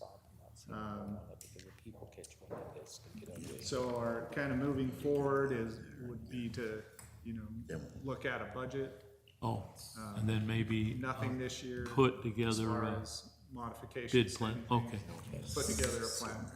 So are we approving the modification study then? I don't know that anything needs to be approved necessarily. Wanted to present this to you and Okay, any feedback that you had on that or things you would like to see that aren't in here. okay. Mr. Chairman, if I may, I've just got a couple comments on there. As you can see by the layout, and you can or can't go back to the pictures if you want, Mr. Dilly.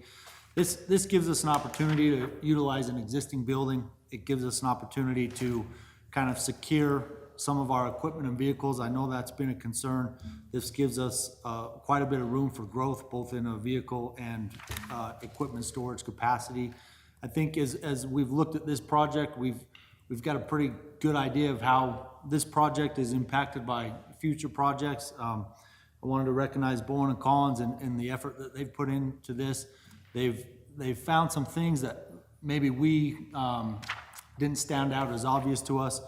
Specifically, Kyle and I have had several conversations about the best way to use this building for both current needs and future needs. So I think it's a great way to satisfy some of the concerns that we have, and I think Bowen and Collins has done a great job on this. Okay, awesome.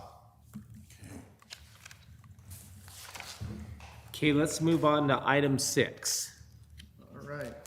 This is the pre-qualification list for the Influent project.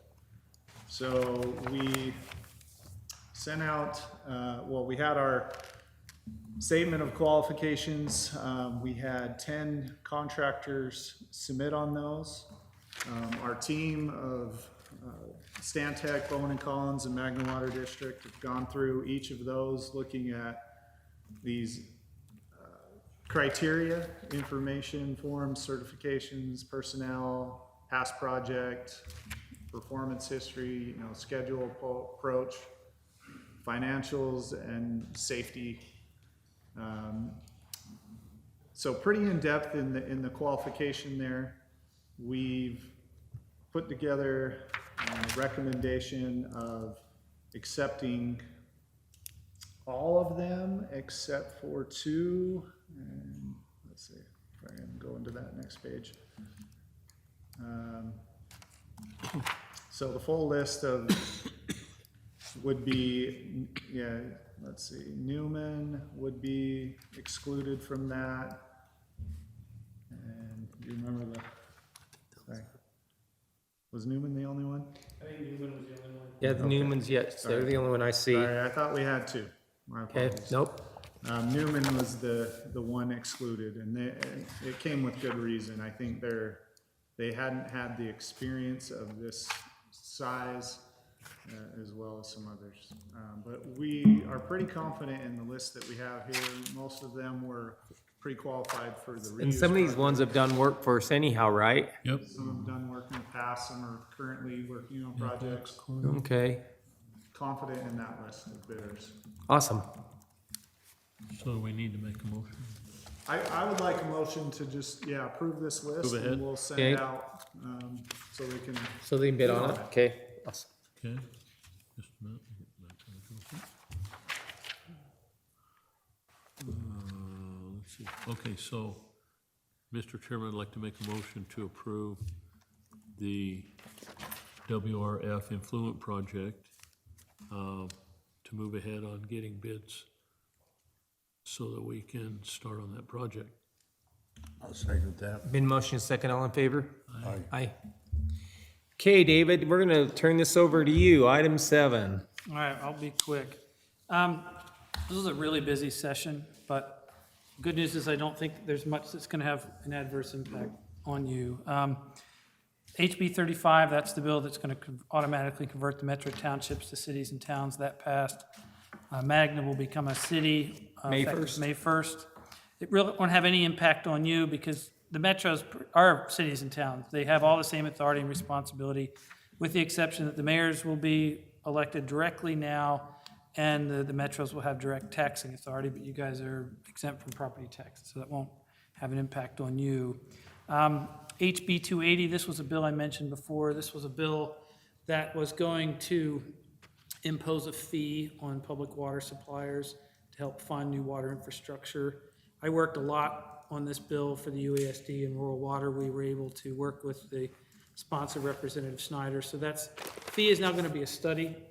The Division of Water Resources is going to study whether that should be a fee, whether it should be a tax, how it would be assessed, how that would work. But Representative Snyder is right in the sense that we do need a lot more money to fund water. So the bill will do a couple other things. It will require, this is an existing council called the Water Coordinating Council, to come up with a unified water infrastructure list of all the pending projects that might require state funding, and then come up with a prioritization for how those projects will be funded. That'll have a tie-in to the state water plan. One of the things that the bill will study is whether this coordinating council is properly constituted. The bill did add a representative from one of the big 4 water districts. So there is district representation on the board now, but there is language to see if we need somebody else. I mentioned this other bill. We were working on HB 285. That was another union bill by Representative Tusher.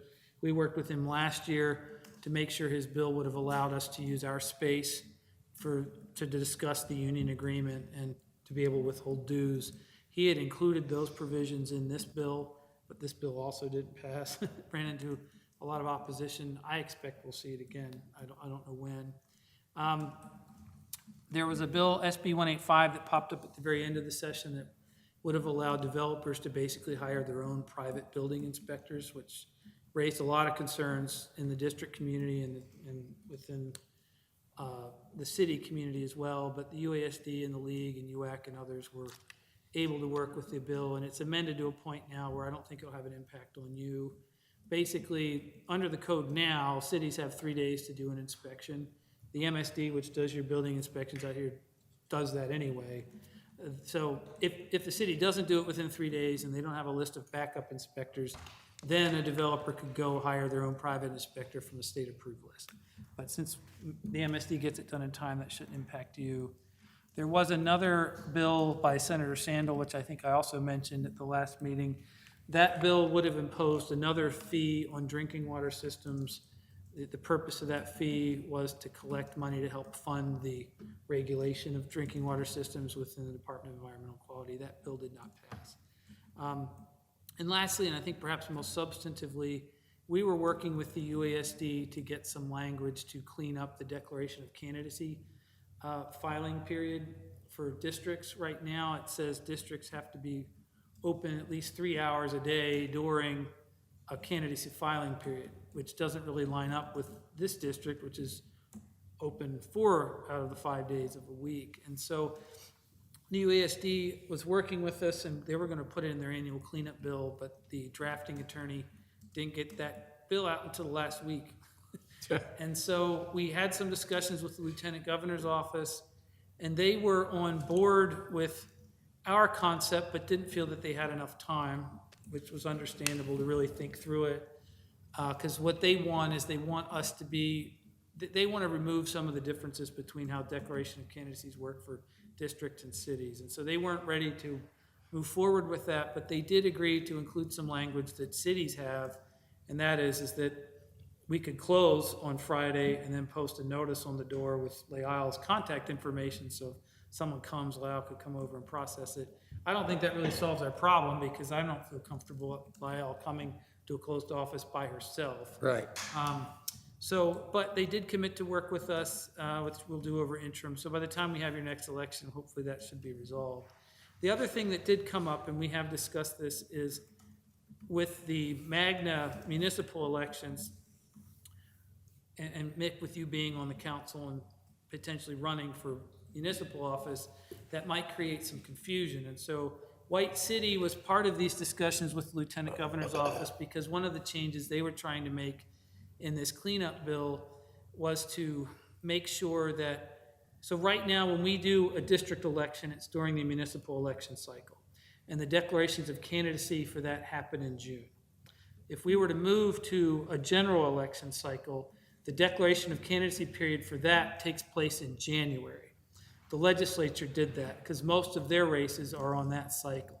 And so White City was trying to get the declaration of candidacy period for districts moved to June on a general election cycle, but the Lieutenant Governor's office had some concerns. They wanted to have the same filing period. So a couple things came from that discussion. Is if we were to move to a general election cycle, our declaration of candidacy filing would be in the beginning of the year, which creates a conflict with the district code because we have to file notice in February of each year when we have an election. So I'm not exactly sure how that would work. The other thing that came to light is Salt Lake County will not provide election services for us if we switch to a general election cycle. We'd have to do it completely on our own. But that's what White City does, so it's not impossible. So anyway, that's my report on the legislature. Happy to answer any questions. So in 2 years, when we vote for a mayor, that's when we're supposed to have the election here. That would be the municipal election cycle, yes. So if we were to switch to a general election cycle, we can do that. There's a process by which we file a notice with the Lieutenant Governor's office. The problem is it would put us on the general election cycle. And that means we'd have a declaration of candidacy filing period in January, like almost an entire year before the actual election. And we would have to do it entirely on our own without the county. But the general election would be 26? Yes. So whoever's up for election would serve an extra year. Yeah. Okay. So just some things to think about. Okay. Okay, all right. Yes. Yes, please. So it is, So hold on one second. So our next board meeting is April 11th at 10 o'clock here. And so will someone make make a motion to close the open? okay. Mr. Chairman, it is 11:57. I'd like to make a motion to close the open and meet immediately in closed meeting to discuss the character, professional competence, physical or mental health of an individual, and a purchase, exchange, or lease of real property, including any form of water right or water shares pursuant to Utah Code 52-4-204 through 205. I'll second that. In motion second, all in favor? Aye. Aye. 11:58? 11:58. Should I open? 1 second. So it is 1:30. Does someone want to make a motion to close the close and open the open? So, Mr. Chairman, I'll make a motion to close the closed meeting and reopen the public board meeting. No, second that. Been motion second, all in favor? Aye. Aye. Do we have any other business? Well, we don't have anything, no action taken. So any other business other than I do need to make a comment? I really do like this setup. I did say to Trevor, I think if we were smart, we'd order another table like that, because down the road, not saying today, tomorrow, but down the road, you might need it, and then you ain't gonna be able to get the table Yeah, to I'd rather pull it match. out of storage than to. I think it'd be a smart idea to order another table, and then you could even use it for a lunch setup, or if you had something come above. But I can't believe how well it matches. Yeah, Looks good. I think we can do that. And Looks I really think, nice. I don't know how the other two board people think, but I think it'd be a great idea to do that. Yeah. And I do like this setup. It just makes it way, way nice. And Didn't take up a lot of room. That's good. no, anybody else have anything that they want to bring up before we adjourn? Not that I can remember. You, Danny? No, I'm Okay, good. does someone want to make a motion to adjourn?